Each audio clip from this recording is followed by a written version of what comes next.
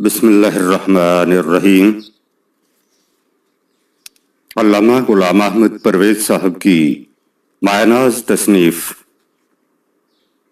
انسان نے کیا سوچا، باب دوم، حصہ سوم، عصر حاضر کے مادیین کی تحقیق، مذہب اور سائنس۔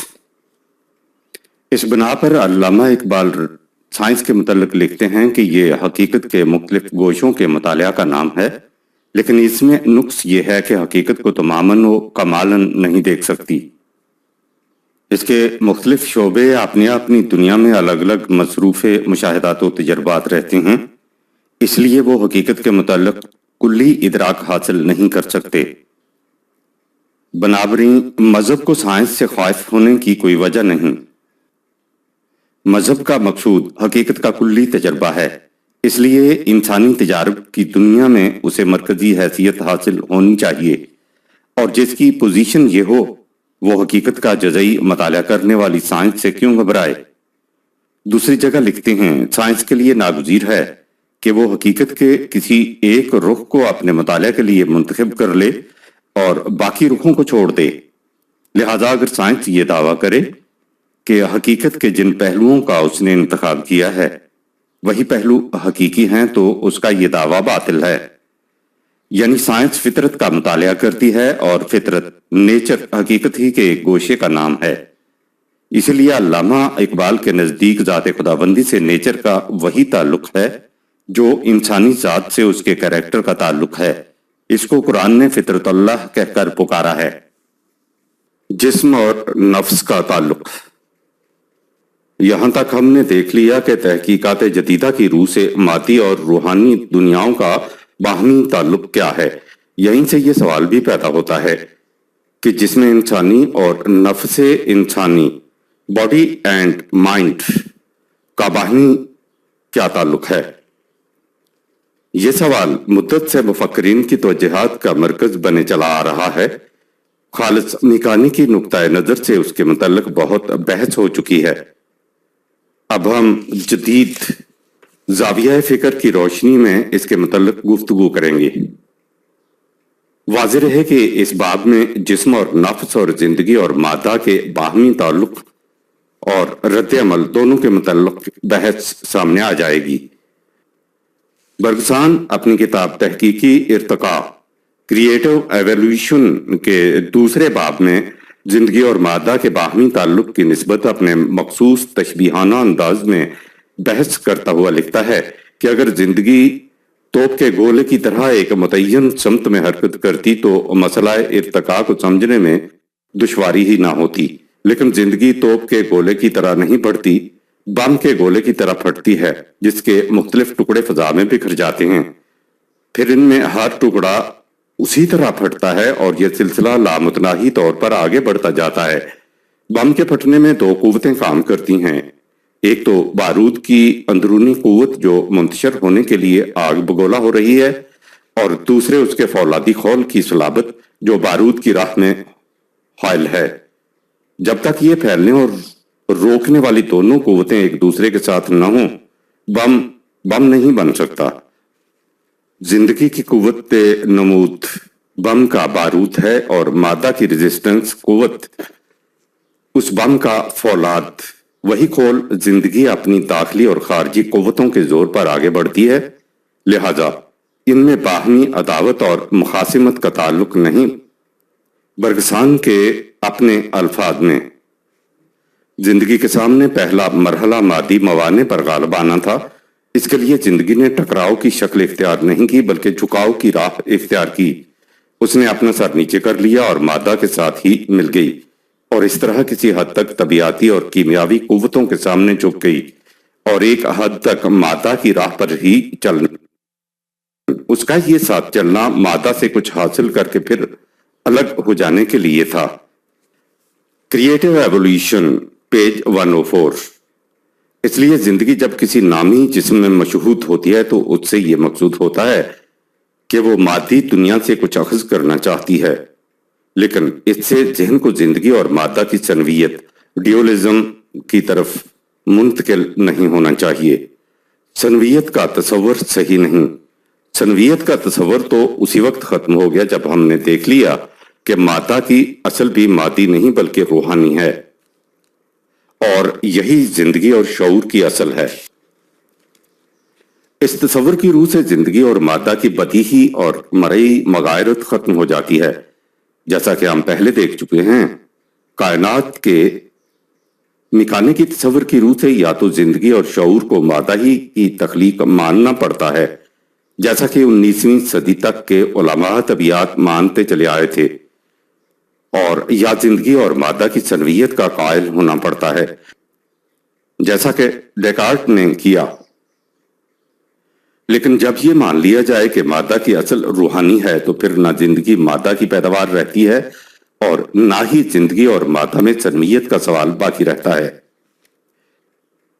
اس تصور کے پیش نظر ہمارے دور میں پروفیسر وائٹ ہیڈ نے ڈیکارٹ کے تصور ثنویت کی تردید بڑی شدت سے کی ہے۔ وہ اس تصور کو ایسا زہر قرار دیتا ہے جس نے بعد کے فکر انسانی کو بری طرح مسموم کر دیا ہے۔ وائٹ ہیڈ کے نزدیک زندگی اور مادہ تو مختلف چیزیں نہیں بلکہ کائنات کا عملی طریقہ کار ہے، ایک ہی کپڑے کا تانا بانا ہے۔ اسی بنا پر وہ اپنی قابل قدر تصنیف ایڈونچر آف آئیڈیاز میں لکھتا ہے کہ اس دنیا میں نفوس اور اجسام کو کسی طرح الگ کیا ہی نہیں جا سکتا، لیکن اس کے ساتھ وائٹ ہیڈ اسے بھی تسلیم کرتا ہے کہ روح کو اس طرح الگ بھی کیا جا سکتا ہے کہ اس کی ہستی کا مدار جسمانی نظام پر نہ رہے، یعنی زندگی نظام جسمانی کے منتشر ہو جانے سے ختم نہیں ہو جاتی۔ میکس پلانک دنیائے حقیقت اور دنیائے محسوس کے باہمی تعلق کی کیفیت کو ایک اور پیرایا میں بیان کرتا ہے۔ وہ لکھتا ہے کہ طبیعت کے تمام تصورات دنیائے محسوس سے اخذ کردہ ہوتے ہیں، لیکن عقل ہمیں یہ بھی بتاتی ہے کہ قوانین فطرت اس زمین پر زندگی کی نمود سے پہلے بھی موجود تھے اور اس کے بعد بھی رہیں گے۔ اس لیے اس محسوس دنیا کے علاوہ ایک حقیقی دنیا بھی ہے جو انسان کے تصورات کے تابع نہیں۔ اس قدر اقتباس پہلے بھی دیا جا چکا ہے۔ اس کے بعد وہ لکھتا ہے کہ اس محسوس دنیا اور حقیقی دنیا کے علاوہ ایک اور دنیا بھی ہے جسے طبیعت کی دنیا کہتے ہیں، اور جس کے ذمے دو فرض عائد ہوتے ہیں۔ ایک یہ کہ وہ حقیقی دنیا کا بھی ادراک کرے، اور دوسرے یہ کہ وہ محسوس دنیا کے طبعی افعال کو حتی الامکان سادہ طریق سے بیان کرے۔ لیکن بعض لوگ ایسے ہیں جو طبیعت کی دنیا کے داخلی نظم و ضبط سے بہت زیادہ دلچسپی رکھتے ہیں، جس کی وجہ سے وہ دنیا حقیقت سے اپنا رشتہ منقطع کر لیتے ہیں۔ لیکن ہر ایک یہ چاہتا ہے کہ اس رشتہ کا سراغ مل جائے جو دنیا حقیقت اور محسوس دنیا کو مربوط رکھتا ہے۔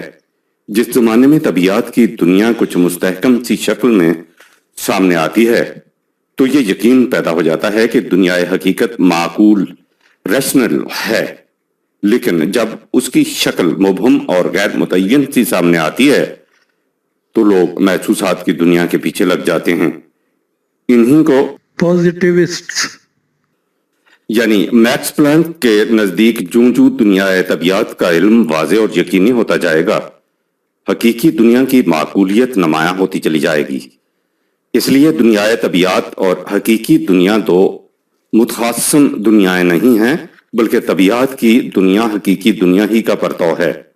باقی رہا یہ کہ نفس انسانی کس طرح انسانی جسم کی مشینری کو اپنے فیصلوں کو بروئے کار لانے کا ذریعہ بناتا ہے، اس کے متعلق اس وقت تک کی تحقیقات کچھ نہیں بتا سکتی۔ چارلز شیرنگ کے الفاظ میں دل اور دماغ کا باہمی تعلق کیا ہے؟ اس کے متعلق صرف یہی کہا جا سکتا ہے کہ یہ عقیدہ لا ینحل ہے، بلکہ یہاں تک کہ ہنوز وہ بنیاد بھی معلوم نہیں ہو سکی جہاں سے اس سوال کے حل کی ابتدا کی جا سکے۔ The brain and its mechanism. دوسری طرف طبعی تبدیلیاں کس طرح نفسیاتی تجارب پیدا کرتی ہیں، اسے نہ کوئی شخص محسوس کر سکتا ہے اور نہ ہی ہیتائے تصور میں لا سکتا ہے۔ Lord بلفور in the foundation of belief. اسی لارڈ بلفور کے الفاظ میں جس فعالی یا انفعالی تجارب سے انسانی شعور معمور ہوتا ہے، نفس انسانی کا کریکٹر ان سے بالکل الگ ہونا چاہیے. اسے تو فقط روح سول ہونا چاہیے جو طبعی خصائص و تجارب کے مجموعہ کا نام نہیں ہو سکتا. نہ ہی روح صرف جوہر کا نام ہے. اس کی ایک انفرادیت ہوتی ہے جو یکتا بھی ہوتی ہے اور ناقابل بیان بھی. Theism and thought. وہی روح جس کے متعلق برگسان افلاطون کی ہم نوائی میں کہتا ہے کہ روح ایک ایسی چیز کا نام ہے جو منتشر ڈیکمپوز نہیں ہو سکتی، اس لیے کہ یہ مرکب نہیں، بسیط، سمپل ہے. یہ انکرپٹیبل ہے اس لیے کہ یہ غیر منقسم، انڈیویجیبل ہے اور اپنی ذات کے اعتبار سے ناقابل فنا، immortal ہے. The two sources of religion and morality page 251. ہم نے اس وقت تک مادہ یا طبعی جسم سے ماورا جس چیز سے بحث کی ہے اسے شعور، Consciousness. یا مائنڈ سے تعبیر کیا ہے، لیکن سطور بالا میں اسے نفس یا روح کے نام سے بھی پکارا گیا ہے. اصل یہ ہے کہ انسان کے اندر جو چیز طبعی جسم سے ماورا ہے اسے مختلف اصطلاحات سے تعبیر کیا جاتا ہے. مثلا انسانی نفس، سیلف یا انا یا ایگو کی انفرادیت، انڈیویجولیٹی یا ذات، پرسنالٹی نام مختلف ہیں، بات ایک ہی ہے. ہمارے زمانے میں انسانی ذات کے متعلق اتنا کچھ لکھا جا چکا ہے یا لکھا جا رہا ہے جتنا کچھ 19ویں صدی میں میکانیکی نظریہ حیات کے متعلق بھی نہیں لکھا گیا ہوگا. ہم پہلے لکھ چکے ہیں کہ انسانی جسم ہر آن بدلتا رہتا ہے، حتیٰ کہ کچھ عرصہ کے بعد سابقہ جسم کی جگہ ایک بالکل نیا جسم وجود میں آ جاتا ہے، اور یہ سلسلہ تغیر و تبدل مسلسل جاری رہتا ہے. لیکن اس کے باوجود ہم میں ایک ایسی چیز بھی ہے جو ان تبدیلیوں سے متاثر نہیں ہوتی، وہ انسان کی میں ہے. میں غیر متبدل رہتی ہے. حقیقت یہ ہے کہ تبدیلی، چینج کے معنی یہ کہ جس شے میں تغیر واقع ہوتا ہے اس کی پہلی حالت یہ اکثر معدوم ہو جاتی ہے، یعنی It ceases to exist. اور اسی کے بعد وہ شے اثر نو ایک نئی حالت میں پیدا ہوتی ہے. لیکن انسانی ذات کی خصوصیت برگسان کے الفاظ میں یہ ہے کہ We change without ceasing. ہم میں تغیر آتا ہے معدوم ہوئے بغیر. اس لیے باردیو، نکولس باردیو برگسان کی عام نوائی میں کہتا ہے کہ personality is change lessons in change. انسانی ذات تغیرات کے ہجوم میں عدم تغیر کا نام ہے. انسانی ذات اپنا مستقل وجود رکھتی ہے اور کسی کل کا جزو نہیں ہوتی. اس باب میں باردیو لکھتا ہے، ایک ذات کا تعلق دوسری ذات سے، خواہ وہ ذات خداوندی ہی کیوں نہ ہو، جزو اور کل کا تعلق نہیں ہوتا. ہر ذات اپنا مستقل وجود رکھتی ہے اور کسی دوسری ذات میں مدغم نہیں ہو سکتی. جزو کا کل کے ساتھ تعلق ریاضی کا تعلق ہے، جس طرح جسم کے کسی عضو کا تعلق جسم کے ساتھ حیاتیاتی تعلق ہے. کسی ذات کا دوسری ذات کے ساتھ تعلق اس قسم کا نہیں ہوتا. اس کے بعد باردیو لکھتا ہے کہ انسانی ذات کی انفرادیت خود اس فرد سے بلند درجے کی ہوتی ہے. جہاں تک خدا کا تعلق ہے، باردیو لکھتا ہے کہ خدا اور انسان کا تعلق سبب اور مسبب کا تعلق نہیں. یہ بھی نہیں کہ ایک خاص ہے، دوسرا عام نہ صحیح ان کا تعلق مقصد اور ذریعے کا ہے، اور نہ ہی غلام اور آقا کا. ہم اس تعلق کی کوئی مثال پیش نہیں کر سکتے. اس قسم کا تعلق نہ تو آفاقی کائنات میں کسی جگہ نظر آتا ہے اور نہ ہی انسانی زندگی میں. خدا بے شک مقصود ہے، لیکن انسانی ذات اس مقصد کے حصول کا ذریعہ نہیں. علم الہیات کا یہ عقیدہ کہ خدا نے انسان کو اپنی حمد و ستائش کے لیے پیدا کیا ہے، انسانیت کی ذلت ہے نہیں، یہ خود خدا کے بھی شایان شان نہیں. اس حقیقت کو کبھی نظر انداز نہیں کرنا چاہیے کہ جو عقیدہ انسان کے لیے وجہ ذلت ہو وہ خدا کے لیے بھی باعث ذلت ہوتا ہے. لہذا انسانی ذات کا خدا سے تعلق مقصد اور ذریعے نہیں. ہر ذات مقصود بالذات ہوتی ہے، وہ اپنا مقصد آپ ہوتی ہے. البتہ یہ حقیقت ہے کہ انسانی ذات نہ اپنی نشو و نما حاصل کر سکتی ہے اور نہ ہی تکمیل، جب تک ماورائے انسان اقدار موجود نہ ہو، یعنی جب تک خدا موجود نہ ہو۔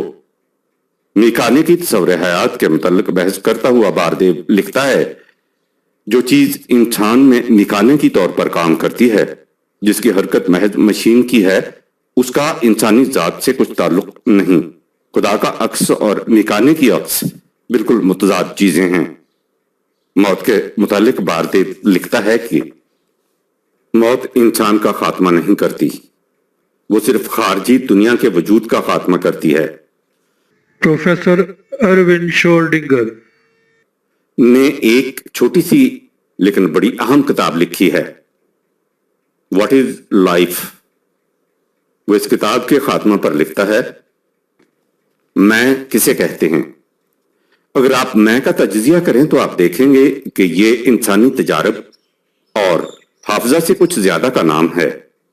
یہ وہ پردہ ہے جس پر انسانی حافظہ اور تجربہ کے نقوش جمع ہوتے ہیں۔ اگر آپ اپنی داخلی دنیا کا غور سے مطالعہ کریں گے تو آپ پر یہ حقیقت منکشف ہو جائے گی کہ جسے آپ میں کہتے ہیں وہ اس بنیاد کا نام ہے جس پر تجربے اور حافظے کی عمارت اٹھتی ہے۔ اگر کوئی ماہر عمل تنوین ایسا بھی کر دے کہ تمہاری تمام سابقہ یادداشت یکسر ذہن سے محو ہو جائے، پھر بھی تم دیکھو گے کہ اس سے تمہاری میں کی موت واقع نہیں ہو جائے گی۔ لہذا انسانی ذات کی ہستی کبھی ضائع نہیں ہوتی، نہ ہی یہ کبھی ضائع ہوگی۔ جیسا کہ ہم پہلے دیکھ چکے ہیں، برگسان اس سے بھی آگے جاتا ہے اور کہتا ہے کہ حافظہ مادہ کی تخلیق ہے ہی نہیں۔ انسانی ذات کے علم کے متعلق جورڈ لکھتا ہے کہ انسان کا حقیقی علم اس کی زندگی کے مختلف شعبوں کے علم کا مجموعہ نہیں، خواہ یہ علم کتنا ہی جامع اور صحیح کیوں نہ ہو۔ جو انسان کے متعلق صحیح علم کے معنی ہیں، انسان کا تماماً علم اور اس قسم کا علم اسی صورت میں ممکن ہے جبکہ اس کی ذات کا علم ہو، اس لیے کہ انسانی ذات ہی سے تو انسان کی تکمیل ہوتی ہے۔ انسانی ذات انسان کے تمام اجزاء کو اپنے اندر سمو لیتی ہے اور ان کے مجموعہ سے کچھ الگ ہوتی ہے۔ انسانی ذات کا علم سائنس کے احاطے سے باہر کی چیز ہے، اس لیے نہیں کہ سائنس انسانی ذات کا تجزیہ کر کے اس کے الگ الگ اجزاء کا علم حاصل کرنا چاہتی ہے، اور ایسا کرنا ناممکن ہے۔ علم تجزیہ نفس کے ماہرین ایسا کرنے کی کوشش کرتے ہیں، لیکن اس کوشش میں انسانی ذات پھسل کر ان کے ہاتھوں سے صاف نکل جاتی ہے، بلکہ اس لیے کہ اس کوشش کے ماحصل کو علم کہا ہی نہیں جا سکتا۔ Philosophical aspects of modern science. نفس انسانی کے متعلق مزید بحث آئندہ باب فردوس گم گشتہ میں ملے گی۔ عنوان پیش نظر میں 2 سوال زیر بحث تھے۔ اول یہ کہ مادی دنیا کا غیر مادی دنیا سے کیا تعلق ہے، اور دوم یہ کہ کیا تحقیقات جدیدہ قوانین فطرت کو غیر متبدل قرار دیتی ہیں یا اس سے کچھ الگ پوزیشن اختیار کرتی ہیں۔ پہلے سوال کے متعلق گزشتہ صفحات میں بحث ہو چکی ہے، اب دوسرا سوال ہمارے سامنے آتا ہے۔ اس سوال کو اچھی طرح سمجھنے کے لیے پہلے یہ سمجھنا ضروری ہے کہ قوانین فطرت، لا آف نیچر، کہتے کسے ہیں۔ اس عنوان پر وائٹ ہیڈ نے اپنی کتاب ایڈونچر آف آئیڈیاز کے 7ویں باب میں بڑی دلچسپ بحث کی ہے۔ قوانین فطرت سے کیا مراد ہے، جس کا ملخص ذیل کی سطور میں پیش کیا جاتا ہے۔ اس مفکر کے نزدیک آج کل قوانین فطرت کے متعلق 4 نظریات متداول ہیں۔ Number 1، laws of eminence. اس نظریہ سے مفہوم یہ ہے کہ کائنات میں کوئی شے اپنی ذاتی خصوصیت کے بنا پر قائم نہیں، بلکہ ہر شے اپنی ہستی کے لیے دوسری اشیاء کی محتاج ہے، لہذا تمام اشیاء میں باہمی ربط ہے۔ اشیاء کی ماہیت سمجھنے سے مفہوم یہ ہے کہ ہم اس بنیادی رابطہ کو سمجھ لیں جس سے یہ اشیاء باہم دیگر منوط ہیں۔ اسی رابطہ کو قانون فطرت کہتے ہیں۔ لہذا علماء سائنس کا کام یہ نہیں کہ وہ فطرت کے افعال کے متعلق اپنے مشاہدات قلم بند کرتے جائیں، بلکہ ان کا فریضہ ہے کہ وہ اس ربط و رول کی تلاش کریں۔ Number 2، imposed laws. اس نظریہ کا ملخص یہ ہے کہ ہر شے ایک منفرد خصوصیت رکھتی ہے اور اس کی ہستی اسی خصوصیت سے قائم ہے، لہذا اپنی ہستی کے لیے کوئی شے کسی دوسری شے کی محتاج نہیں، لیکن ان تمام اشیاء پر خارج سے ایک قانون عائد کر دیا گیا ہے کہ وہ باہم اگر ربط و ضبط رکھیں۔ اس خارج سے عائد کردہ قانون کا نام قانون فطرت ہے۔ نیوٹن اور ڈیکارٹ وغیرہ کے نزدیک یہ خارجی قانون خدا کا عائد کرتا ہے، یا یوں سمجھیے کہ خود خدا ہے۔ الہیات میں اس تصور کو deism, سے تعبیر کیا جاتا ہے، یعنی گاڈ ایز اے پرسن کا تصور جو کائنات سے باہر بیٹھا اپنے قوانین کی روح سے کائنات کی مشینری چلا رہا ہے۔ Number 3، observed order of succession۔ نظریہ سے مقصود یہ ہے کہ ہمارا کام یہ ہے کہ ہم دیکھتے جائیں کہ کائنات میں کیا کچھ ہو رہا ہے، اور جس طرح کوئی واقعہ ہوتا چلا جائے اس کے متعلق اپنے مشاہدات قلم بند کرتے جائیں۔ ان مشاہدات کی روح سے جو نتائج مرتب ہوں وہی قوانین فطرت ہیں۔ یہ میکانیکی قوانین کا نظریہ ہے اور اسے سائنس کی دنیا میں پوزیٹیوزم کہا جاتا ہے۔ conventional interpretation, یہ طرح حقیقت الگ نظریہ نہیں بلکہ حکمائے یونان و مصر کے اتباع میں ایک قسم کا تقلیدی مسلک ہے۔ اس لیے بحث صرف اول الذکر 3 نظریوں تک ہی محدود ہو جاتی ہے۔ مندرجہ بالا نظریوں میں تیسرا نظریہ علماء سائنس کے نزدیک سب سے زیادہ قابل قبول رہا ہے، اور اسی کی بنا پر سائنس کے میکانیکی قوانین مرتب ہوتے ہیں۔ پہلا نظریہ بھی ایک حد تک مشاہداتی نظریہ ہی ہے، لیکن وہ مشاہدہ کے بعد نتائج کے لیے مابعد طبیعیات میٹا فزکس کی دنیا میں چلا جاتا ہے۔ نظریہ 2 کی روح سے یہ تسلیم کرنا پڑتا ہے کہ فطرت کے قوانین خارج سے عائد شدہ ہیں، اس لیے وہ غیر متبدل ہیں، لیکن سوال یہ نہیں کہ فطرت کے قوانین کی اصل کیا ہے، بلکہ سوال یہ ہے کہ ان قوانین کے متعلق جو کچھ سائنس اس وقت تک دریافت کر چکی ہے وہ حتمی اور یقینی ہے، یا اس میں تبدیلیاں ہوتی جا رہی ہیں۔ اگر ان میں تبدیلیاں ہوتی جا رہی ہیں تو ہم یہ نہیں کہہ سکتے کہ سائنس کے مکتشفات یقین کے درجہ تک پہنچ چکے ہیں، لہذا انہی کی بنیادوں پر زندگی کے مسائل کو حل کرنا چاہیے۔ اس باب میں سب سے نمایاں سوال جبریت، ڈٹرمنزم یا عدم جبریت ڈٹرمنزم، یعنی مادہ کے افعال متعین ہیں یا غیر متعین۔ جیسا کہ ہم پہلے دیکھ چکے ہیں، میکانیکی تصور کائنات کی روح سے یہ تمام افعال علت و معلول کی زنجیروں میں جکڑے ہوئے فی الحال متعین ہیں، لیکن اب 20ویں صدی میں طبیعیات سے متعلق مزید تجارب و مشاہدات نے اس تصور میں نمایاں تبدیلی پیدا کر دی ہے۔ یہ تبدیلی علم الحیات بایولوجی اور طبیعیات فزکس دونوں میں ہوئی ہے۔ علم الحیات میں ڈارون کا نظریہ ارتقاء ایک حقیقت ثابتہ کی طرح تسلیم ہوتا چلا آ رہا تھا۔ اس نظریہ کی روح سے کائنات میں عمل ارتقاء لگے بندے میکانیکی اصولوں کے مطابق جاری ہے۔ یہ اصول علت و معلول کی کڑیوں سے اس طرح بندھے ہیں کہ ان میں کہیں کوئی تبدیلی نہیں ہو سکتی۔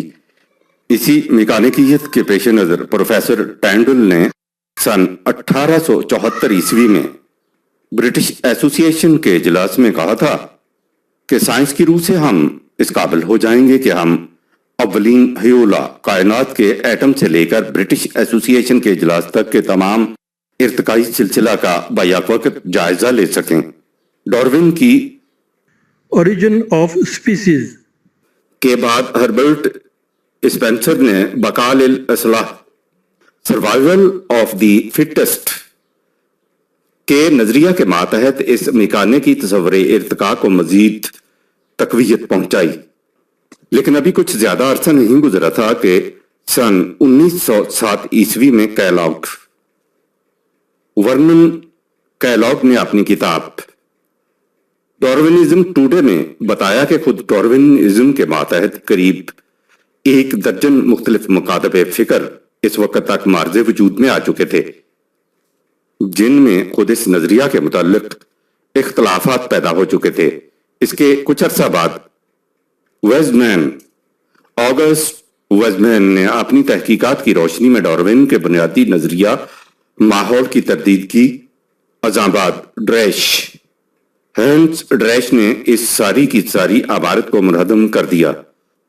اس اثناء میں کیمبرج یونیورسٹی کے پروفیسر بیٹسن نے مینٹل کی تحقیقات کو اپنی تنقید کے ساتھ شائع کیا، جن کی روح سے ڈارون کا بنیادی نظریہ ناقابل قبول قرار دیا گیا۔ المختصر، اس 50 سال میں نظریہ ارتقاء کے بنیادی اصولوں کے متعلق اس قدر مختلف اور متضاد تصورات پیش ہو چکے ہیں کہ بیٹسن کے الفاظ میں نظریہ ارتقاء اپنے مدھم سے خاکہ کے اعتبار سے تو واضح ہے اور واقعات بھی اس کی تائید کرتے ہیں، لیکن اس نظریہ کی بنیادی اصل جس کا تعلق انواع کی ابتدا اور نیچر سے ہے، یکسر پردہ باطن میں ہے۔ یہاں تک تو پھر بھی تحقیقات کا رخ میکانیکی اصولوں کی طرف جا رہا تھا، لیکن دور حاضر کی تحقیقات نے اس بنیادی اصول کو بھی جڑ سے ہلا دیا۔ چنانچہ ان تحقیقات کی روح سے یہ حقیقت سامنے آ رہی ہے کہ انواع سپیسیز میں بعض اوقات اس طرح تبدیلیاں واقع ہو جاتی ہیں کہ مطابقت بے ماحول ایڈاپٹیشن ٹو انوائرمنٹ کا اصول ان کی کوئی توجیہ بیان نہیں کر سکتا۔ اس قسم کی ہنگامی تبدیلیوں کو جدید ارتقاء کی اصطلاح میں میوٹیشن کہا جاتا ہے۔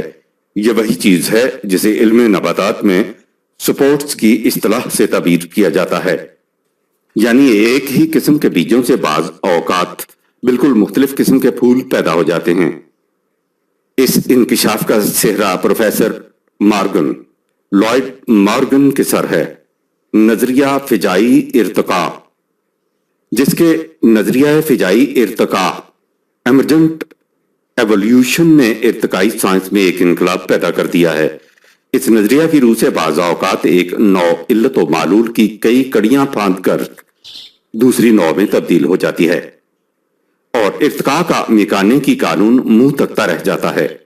یہ کس طرح ہوتا ہے، اس کے متعلق پروفیسر مارگن لکھتا ہے، اگر یہ پوچھا جائے کہ تم جس چیز کو فجائی ایمرجنٹ کہتے ہو وہ بالآخر ہے کیا، تو اس کا مختصر جواب فقط اس قدر ہے کہ یہ ایک نئی قسم کا رابطہ ہوتا ہے، اور اگر یہ پوچھا جائے کہ یہ روابط کس اعتبار سے نئے ہوتے ہیں تو اس کا جواب اتنا ہے کہ ان کی خصوصیات کے متعلق ان کے ظہور پذیر ہونے سے پہلے کبھی کچھ نہیں کہا جا سکتا۔ ایمرجنٹ ایولیوشن ڈرم اور ڈابزنسکی کی جس کتاب ہیریڈیٹی ریس اینڈ سوسائٹی کا ذکر پہلے آ چکا ہے، اس میں یہ سائنسدان اس اہم مسئلہ پر بحث کرتے ہیں کہ ایک فرد جس قدر خصوصیات کا حامل ہوتا ہے، اس میں کتنا کچھ اسے اسلاف سے وراثت میں ملتا ہے۔ اس ضمن میں ان کے سامنے یہ سوال آتا ہے کہ ایک ہی ماں باپ کے بچوں میں خصوصیات کا اس قدر اختلافات کیوں ہوتا ہے؟ وہ اس کے جواب میں کہتے ہیں، علم وراثت کا طالب علم آپ سے کہے گا کہ وراثت کے یہ اختلافات میوٹیشن کی وجہ سے پیدا ہوتے ہیں۔ جب آپ اسے قرید کر پوچھیں گے کہ میوٹیشن ہوتا کیا ہے تو وہ صرف اتنا بتا سکے گا کہ یہ وراثت میں ایک ہنگامی تبدیلی کا نام ہے۔ وہ اس پر اصرار کرتا جائے گا کہ وراثت کے ان خصوصیات میں اختلاف کا باعث میوٹیشن ہے، لیکن جب آپ اس سے کہیں گے کہ یہ چیز پیدا کس طرح سے ہوتی ہے تو اسے اس کا اعتراف کرنا پڑے گا کہ اسے تو وہ بھی نہیں جانتا کہ اس ہنگامی تبدیلی کا سبب کیا ہے، لیکن یہ واقعہ ہے کہ ایسا ہوتا ضرور ہے۔ یہ تبدیلی بس پردہ غیب سے رونما ہو جاتی ہے۔ جس طرح علم الحیات میں یہ اتفاقی حوادث رونما ہوتے ہیں، اسی طرح علم النفس کی روح سے بھی اس قسم کے ناگہانی حوادث ہوتے ہیں جو ان تمام قوانین و ضوابط کے خلاف ہوتے ہیں جن کے ماتحت عام انسانی سیرت کی تعمیر ہوتی ہے۔ ہم نے بیہیویئرزم کے عنوان میں دیکھا تھا کہ علم النفس جدید کی روح سے انسانی بچوں کی سیرت و کردار یکسر مجموعہ ہوتی ہے۔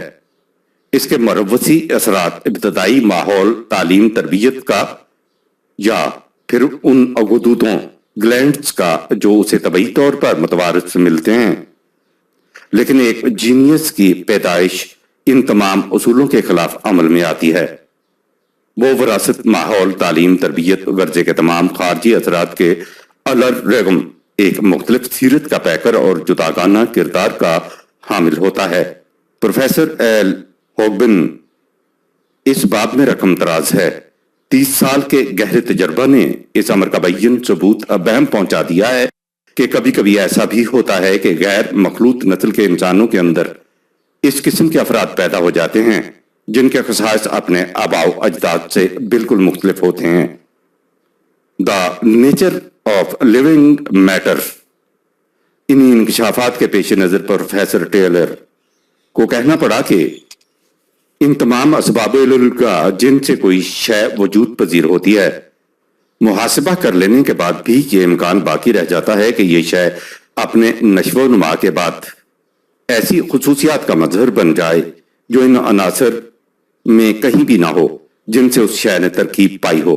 یہ خصوصیت ایسی ہوتی ہے کہ ان تمام عناصر کی خصوصیات کا علم ہو جانے کے بعد بھی اس نرالی خصوصیات کے متعلق پہلے سے کچھ نہیں کہا جا سکتا۔ Evolution in the light of modern knowledge, naturalism. ان جدید انکشافات کی روح سے مادیین نے اب اپنی قدیم اصطلاح مادیت میٹیریلزم کو چھوڑ کر ایک نئی اصطلاح فطریت نیچرلزم وضع کی ہے۔ اس نظریہ کی روح سے تسلیم کیا جاتا ہے کہ تمام کائنات افعال کا سرچشمہ نیچر ہے جس کی نہ ابتدا ہے نہ انتہا۔ نیچر صرف ایٹمز کا مجموعہ نہیں بلکہ ایک تخلیقی عمل ہے، اور اس تخلیقی عمل میں ایسی نئی خصوصیات کا ظہور ہوتا رہتا ہے جن کے مشہود ہونے سے پہلے ان کے متعلق کچھ نہیں کہا جا سکتا کہ وہ کیا ہوں گی۔ ان نئی خصوصیات کو ایمرجنٹس کہتے ہیں۔ اس بنا پر سب سے پہلی ایمرجنٹ خود زندگی ہے، اور اس کے بعد دوسرا ایمرجنٹ نفس یا شعور۔ اس گروہ میں سب سے زیادہ نمایاں ہستی پروفیسر الیگزینڈر کی ہے، جس نے اپنے مجموعہ خطبات سپیس، ٹائم اینڈ ڈائٹی میں بتایا ہے کہ جب کوئی شے اپنے ارتقاء کی آخری منزل تک پہنچ جاتی ہے تو اس کے بعد اس سطح کے ارتقاء سے ایک نئی فضائی سطح ایمرجنٹ لیول ابھرتی ہے۔ اس حقیقت کا نام الیگزینڈر کی اصطلاح میں ڈیائٹی ہے۔ وہ اسے خدا سے الگ قرار دیتا ہے۔ اس کے نزدیک خدا اس کائنات کا نام ہے جس میں ڈائٹی عمل پیرا ہے۔ اب آئیے خود طبیعت کی طرف ہم دیکھ چکے ہیں کہ کلاسیکل فزکس میں نظریہ علت و معلول کیجولیٹی کو ایسا غیر سمجھا جاتا تھا کہ علماء طبیعت کے نزدیک خدا بھی چاہے تو سلسلہ علت و معلول میں تبدیلی نہیں پیدا کر سکتا، لیکن اب نظریہ قدریہ کوانٹم تھیوری کی روح سے ثابت کیا جا رہا ہے کہ کائنات میں غیر متبدل اور جامد قانون علت و معلول کی جگہ غیر تعین انڈیٹرمنیسی کا قانون نافذ العمل ہے۔ وارنر آئزنبرگ کے اصول غیر تعین کی روح سے ایک برقیہ الیکٹران مقام پوزیشن بھی رکھتا ہے اور رفتار ویلوسٹی بھی، لیکن ان دونوں کا بیک وقت علم نہیں ہو سکتا۔ ایک برقیہ کا مقام جس قدر یقین کے ساتھ متعین کر لیا جائے اسی قدر اس کی رفتار غیر متعین ہو جاتی ہے۔ قانون علت و معلول غیر متعین ہے، اسی طرح جس قدر یقین کے ساتھ اس کی رفتار متعین کر لی جائے اس کی پوزیشن غیر متعین ہو جاتی ہے۔ لہذا سائنس کے لیے یہ بتانا ناممکن ہے کہ ایک برقیہ چھلانگ کر کدھر جائے گا۔ اسی بنا پر علماء طبیعت اب اس نتیجہ پر پہنچ رہے ہیں کہ فکر انسانی میں قانون علت و معلول ایک لازمی عنصر نہیں رہا۔ تفصیل کے لیے دیکھیے میکس پلانک کی کتاب کیجولیٹی ان دا ورلڈ آف نیچر۔ خود آئزنبرگ لکھتا ہے کہ مقادیر کی میکانکس کی روح سے یہ متعین ہو چکا ہے کہ علت و معلول کا قانون باطل ہے۔ اس نئے نظریہ نے فلسفہ اور اخلاقیات کو بڑی حد تک متاثر کیا ہے، اس لیے کہ پرانے نظریہ علت و معلول کی روح سے انسان مجبور محض تسلیم کیا جاتا تھا، لیکن اب اس نظریہ کی روح سے انسان کو صاحب اختیار و ارادہ تسلیم کرنے کے لیے طبعی دلیل بہم پہنچ گئی ہے۔ چنانچہ doctor James Murphy max Planck की किताब वेयर इज साइंस गोइंग के दिपाचा में लिखता है, नजरिया कदरिया जो असरात फलसफा पर मरतब कर सकता है, उसके मतलब बहुत कुछ लिखा जा चुका है। बाज उलमाए तबीयत ने इस अमर का हतमी ऐलान कर दिया है कि इस नजरिया ने साइंस की तहकीकात की दुनिया में पुराने उसूल इल्लत व मालूल को यकसर खारिज कर दिया है। हर्बर्ट सैमुअल इस बाब में लिखता है, अब तबीयत इल्लत व मालूल के मुतय्यन कानून की पाबंद नहीं रही, कानून में तय्युन अब रुखसत हो गया है और इसमें शुबा की गुंजाइश नहीं कि वो अब वापस नहीं आ सकता। इसलिए इंसानी इख्तियार व इरादा के मुताल्लिक साइंस को जो एतराज था उसे अब साइंस वापस लेती है। कॉन्टेम्परेरी रिव्यू, जनवरी सन 1931। सर जेम्स जीन अपनी किताब मिस्टीरियस यूनिवर्स में लिखता है, हमारे इख्तियार व इरादा के अकीदा के खिलाफ अब साइंस के पास कोई नाकाबिले तरदीद दलील नहीं रही। एडिंगटन कहता है, अब जो शख्स जबर का अकीदा रखता है उसे समझ लेना चाहिए कि यह अकीदा उसके अपने ख्यालात की पैदावार है। उसे यह नहीं समझना चाहिए कि वो एक ऐसा अकीदा रख रहा है जिसकी तायीद साइंस के तजर्बाती दलाइल से हो सकती है। Nature of physical world by Eddington. यह है तबीयत के वो जदीद इंकशाफात जिनके पेश नज़र मैक्स प्लैंक कवानीन फितरत के मुतल्लिक इस नतीजा पर पहुंचा है कि हमें अब फर्ज कर लेने का कोई हक नहीं कि कोई खास कवानीन फितरत मौजूद हैं, या ये कि अगर कोई खास कवानीन इस वक्त तक मौजूद हैं तो वो आइंदा भी ऐसे ही रहेंगे। ये बात बिल्कुल नाकाबिल फहम है कि अगर किसी सुहानी सुबह फितरत किसी ऐसे खिलाफ तवक्को वाकया को ज़ुहूर में ले आए जिससे हम सब हके बक्के रह जाएं, इस सूरत में हम बेबस होंगे कि उसके खिलाफ लबकशाई कर सकें, ख्वाह उसका नतीजा कुछ ही क्यों ना हो। ऐसे हालात में साइंस के लिए इसके सिवा चारा कार ना होगा कि वो अपनी तही दामनी का ऐलान कर दे। The universe in the light of modern physics, page 58। इस मुकाम तक हमने देख लिया कि साइंस की जदीद तहकीकात की रूह से इल्लत व मालूल की वो तमाम अमारत जिसकी बुनियादों पर मिकानिकी तस्वर हयात कायम था किस तरह मुनहदम हो चुकी है और उसकी जगह अब अदम तय्युन का कानून लॉ ऑफ इनडिटर्मिनेसी ले चुकी है। हमारे पेश नज़र मौजू के लिए यह सिलसिला गुफ्तगू यहाँ खत्म हो जाना चाहिए, लेकिन अब जो बात छिड़ गई है तो बेहतर मालूम होता है कि फिजिक्स की दुनिया में तहकीकात जदीदा ने जो और नुमायां तब्दीलियां पैदा की हैं उनका भी सरसरी सा जिक्र कर दिया जाए ताकि यह हकीकत वाज़े तौर पर सामने आ जाए कि रमूज़े कायनात के मुतल्लिक हमारी साइंस हनूज तजर्बाती मराहिल से गुजर रही है, यकीन की हद तक नहीं पहुंची। ज़मानो मकान। मादा के बाद फिजिक्स का अहम मौजूद ज़मानो मकान, टाइम एंड स्पेस का मसला है। इस बात में 19वीं सदी तक न्यूटन के नजरिया को गैर मुतबद्दल समझा जाता था, जिसकी रूह से ज़मान और मकान को तमाम कायनात में यकसां और मुतलिक यूनिफॉर्म एंड एब्सोल्यूट करार दिया जाता था। लेकिन इसके बाद आइंस्टाइन ने इस नजरिया को बातिल करार दे दिया और उसकी जगह यह बताया कि मकान और ज़मान की हैसियत मुशाहिदा करने वाले की पोजीशन की हैसियत से अजाफी रिलेटिव होती है। Professor H.W. कर्व के अल्फाज में इस हकीकत को तस्लीम किया जा रहा है कि आइंस्टाइन का जदीद नजरिया इजाफियत फलसफा के बुनियादी असूलों को मुतासिर करता है। अब यह उसूल करार पाया है कि हर मुशाहिदा करने वाला अपनी जात में मुतलिक है। ऐसी कोई कायनात ही नहीं जो तमाम मुशाहिदा करने वालों के लिए मुश्तरका हो। हर मुशाहिदा करने वाले की कायनात अपनी अपनी है। The general principle of relativity, page 21-23। दुनिया फिक्र में नजरिया अजाफियत ने किस कदर मकबूलियत हासिल कर ली है, इसका अंदाजा इससे लगाइए कि करीब करीब हर शोबा इल्म इससे मुतासिर हो चुका है। वेस्टमार्क ने इस पर इखलाकियत की बुनियाद रख दी है। एथिकल रिलेटिविटी, इसकी तायीद बर्ट्रैंड रसल ने अपनी फिलॉसफी में की है।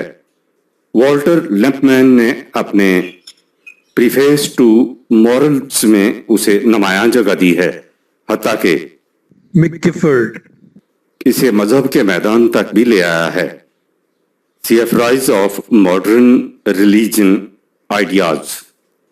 नजरिया अजाफियत की रूह से इतना ही तस्लीम नहीं किया गया कि मकान और जमान की हैसियत अजाफी होती है, बल्कि ये भी कि मकान और जमान अलग अलग चीजें नहीं हैं।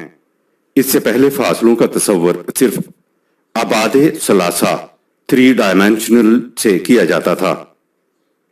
मिन्कोस्की ने साबित किया कि चूंकि तूल हरकत के साथ बदलता जाता है, इसलिए हर एक पैमाइश मेजरमेंट में मकानी फासला स्पेस डिस्टेंस के साथ जमान के वक्फा टाइम इंटरवल को भी मलहूज रखना चाहिए। इसलिए अब इबाद 3 नहीं बल्कि 4 हैं। इसी तस्वर की रूह से अब इबाद का नाम स्पेस टाइम कॉन्टिनम करार पा गया।